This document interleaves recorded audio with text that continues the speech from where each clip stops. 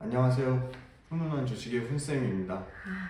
선생님, 제가 오늘 월급을 받았습니다. 네, 월급을 받아서 축하드립니다. 이제 또 투자를 한번 해보려고 하는데요. 네, 그래서 오늘 궁금한 게 시가총액부터 제가 어떤 기업에 투자를 또 하면 좋을지 이런 걸 좀 알려주셨으면 좋겠어요. 네. 네, 제가 네. 친절하게 정말 상세히 재미는 없겠지만 그래도 최대한 재밌게 그리고 도움이 되게 한번 잘 설명드리도록 해볼게요. 네, 훈훈하게 알려주세요. 네, 네, 그러면 시가총액이 무엇인가요? 시가총액은 쉽게 말하면 그 회사가 가진 주식시장에서 규모예요, 규모. 그러니까 아파트로 치면 매매가죠, 매매가. 그러니까 시가총액이 크면 그만큼 많은 사람들의 관심도 많고 많은 사람들이 활발하게 사고 팔고 거래를 할 수 있는 거죠. 그러니까 시가총액은 개인들뿐만이 아니라 외국인 투자자, 기관 투자자들이 모두 가장 중요하게 보는 첫 번째 주식시장에서 봐야 될 지표 중에 하나예요. 아, 그 횟집에 있는 시가랑 같은 걸까요? 횟집에 있는 시가랑요? 네, 전혀 다르고요. 횟집에 있는 시가, 그거는 같네요. 횟집에 있는 시가는 그때그때 가격이 변하잖아요. 네네네. 시가총액도 그때그때 시가총액이 변합니다. 매일매일. 네. 네. 시가총액은 주식의 가격 곱하기 주식의 수량인데 수량은 거의 변하지 않는다고 보면 되고요. 물론 증자를 해. 그러니까 주식수를 늘리면 유상으로 늘리든 우상으로 늘리면 수량도 변하긴 하죠. 근데 그거는 진짜 많이 일어나는 일은 아니고 주식의 가격은 매일매일 변하죠. 가격이 올라가면 시가총액이 커지는 거고 가격이 떨어지면 시가총액이 줄어드는 거니까 당연히 시가총액은 변하니까 일종의 시가, 지금 얘기하신 횟집의 시가랑 뭐 가격의 변동성 측면에서는 같다고 볼 수 있겠네요. 그러면 저 회 엄청 좋아하는데 회가 땡기네요 진짜. 빨리 촬영하고 회 먹으러 가시죠, 그럼. 네네. 네. 그러면 시가총액이 왜 중요한 거예요? 시가총액이 왜 중요하냐면 시가총액이 일단 작은 회사는 개인 투자자는 관심을 가질 수 있어도 외국인이나 기관 투자자들, 덩치가 큰 주식을 많이 사줄 수 있는 외국인 기관, 우리나라는 외국인이 가장 주식을 많이 사줄 수 있고 두 번째가 기관인데 외국인 기관이 모두 시가총액이 큰 회사를 주로 많이 사고 팔아요. 그리고 시가총액이 크다는 얘기는 그 회사의 규모가 크기 때문에 그만큼 안전에 어떤 특정 세력, 소위 말하는 작전으로 시가총액이 큰 회사를 건드릴 수가 없어요.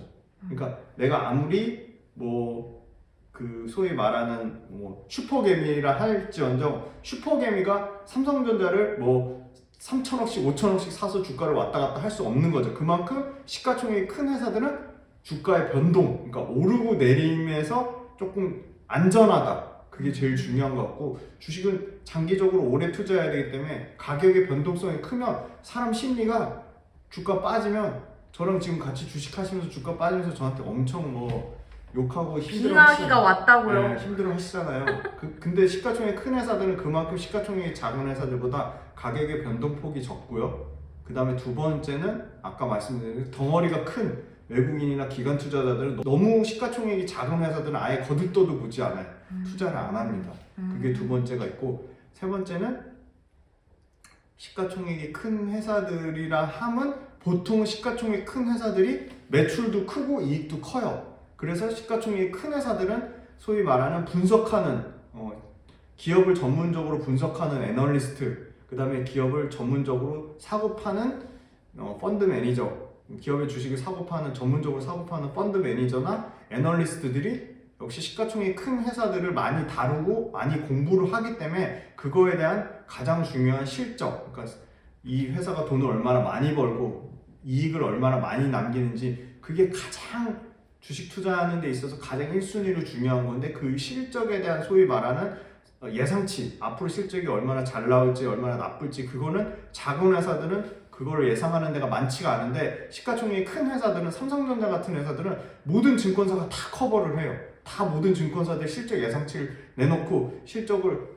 어떻게 될 거다, 매출이 어떻게 될 거다, 이익이 어떻게 될 거다 그렇게 얘기를 하니까 그만큼 컨센서스, 소위 말하는 실적의 예상치가 어느 정도 잡혀있기 때문에 굉장히 우리가 투자하기가 굉장히 편리하다. 근데 실적 예상치가 없는 시가총액이 뭐 1,000억도 안 되는 뭐 동전주, 테마주, 뭐 정치 관련주 이런 회사를 하면 이 회사가 앞으로 돈을 얼마나 벌지, 얼마나 이익을 깎아먹을지, 회사 주식 갖고 어떤 장난질을 칠지 알 수 있는 방법이 없어요. 그래서 세 가지 측면에서 굉장히 중요하다, 시가총액은. 정보력 측면. 정보력. 네. 그러면 코스피, 코스닥 시가총액 1등부터 10등까지는 어떤 종목이 있나요? 우리나라 코스피 시가총액 1등은 삼성전자. 근데 일단 코스피 시가총액 1등부터 10등까지의 최근에 가장 좋은 변화는 다양한 산업군이 골고루 들어가 있다. 그게 너무 좋은 점 같아요. 과거에는 반도체에만 편중돼 있다든지 뭐 중후장대, 소위 말하는 제조업으로 편중돼 있다든지 서비스업이 아예 없다든지 그렇게 굉장히 특정 업종이 많은 비중을 차지했는데 너무 우리나라 산업이 골고루 잘 발전, 국뽕 아닙니다. 골고루 발전하면서 다양한 산업들이 시가총액 코스피 같은 경우는 1등부터 10등 사이에 들어가 있어요. 예를 들어 여전히 삼성전자의 비중은 높지만 과거에 삼성전자가 전체 시가총액의 25%, 4분의 1 넘게 이 최대 많게는 27.8%까지 차지한 적이 있었어요. 그러니까 삼성전자가 떨어지면 그냥 지수가 빠지는 거예요. 그런 굉장히 좀 잘못된 기형적인 코스피 지수가 있었는데 지금은 삼성전자, 그 다음에 2등에 2차전지 배터리 LG에너지 솔루션, 뭐 3등에 제약바이오 회사인 삼성바이오로직스, 4등에 SK하이닉스 같은 반도체 회사도 있고 5등에 LG화학 같은 또 화학회사도 있고 6등에 현대차 같은 자동차 회사도 있고 자동차, 2차전지, 제약바이오, 반도체 그 다음에 이제 9등, 10등에 이제 네이버 카카오가 있겠죠. 네이버 카카오 같은 플랫폼, IT 서비스를 하는 회사도 들어가면서 다양한 시가총액의 산업군이 굉장히 넓어졌다.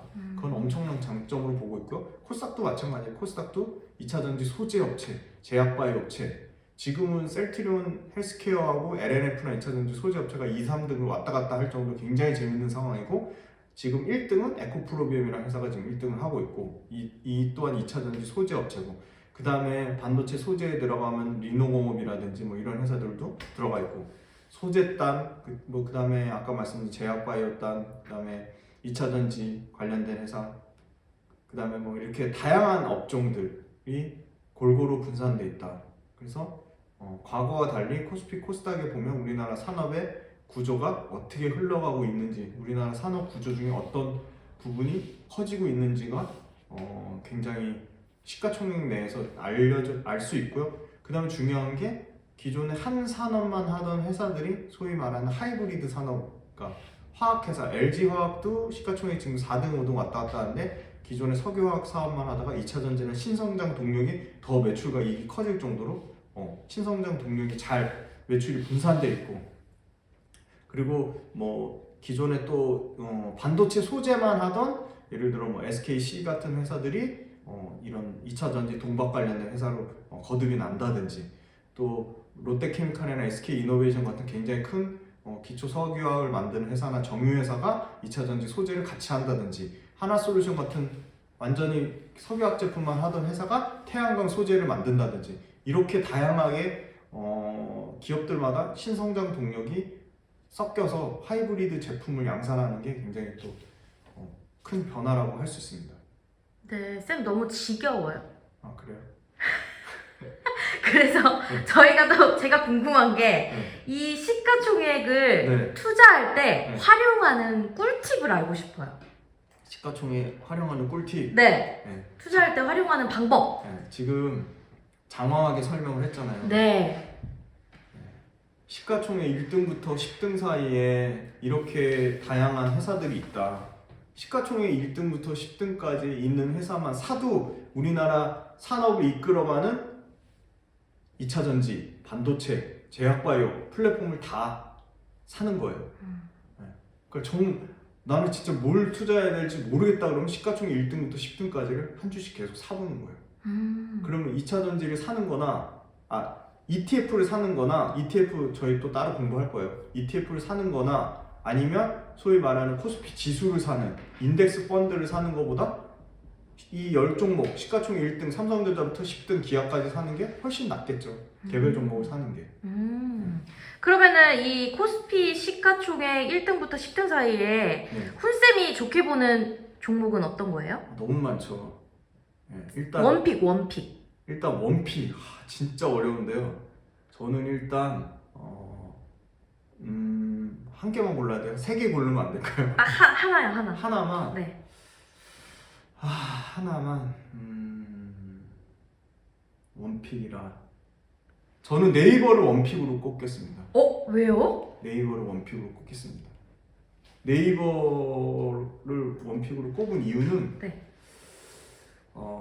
자 1등부터 10등까지 뭐 있는지는 아시죠? 네. 뭐 있죠? 삼성, 네, 그쵸. 삼성전자 1등. 아까 2등 뭐라고 했죠? LG 에너지 솔루션, LG 에너지 솔루션 2등. 3등 뭐죠? 하이닉스. 오, 역시. SK 하이닉스. 저랑 같이 주식 좀 하시면 이제 조금 아시네요. 훈쌤한테 굉장히 잘 배워서 이렇게 됐습니다. 4등 삼성바이오로직스, 네. 5등 LG화, 6등 삼성 SDI, 7등 현대차, 8등 네이버, 9등 카카오, 10등 기아거든요. 네. 왜 네이버냐?